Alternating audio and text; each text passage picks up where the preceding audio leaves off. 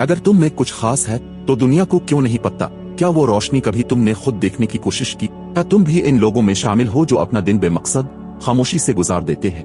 हम सब सुबह उठते हैं, आंख खुलती है, मगर असल सवाल ये नहीं कि तुम जिंदा हो, असल सवाल ये है कि तुम किस लिए जिंदा हो। तुम्हें एक खास मकसद के लिए पैदा किया गया।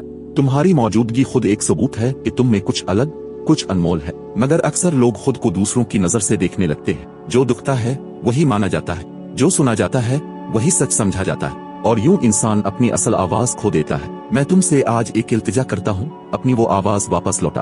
अपने अंदर की सदा को खामोशी से सुनो, वो सदा जो तुम्हें कहती है तुम यहाँ सिर्फ काम करने के लिए नहीं आए, तुम यहाँ सिर्फ गुजर बसर करने के लिए नहीं आए, तुम यहाँ हो क्योंकि तुम्हारे अंदर कुछ देने, कुछ बदलने की ताकत है। लेकिन ये आवाज तुम्हें इस वक्त सुनाई देती है जब तुम दुनिया के शोर को खामोश कर देते हो। अपनी आंखें बंद करो और खुद से एक सादा सवाल पूछो, क्या मैं जानता हूँ कि मैं कौन हूँ?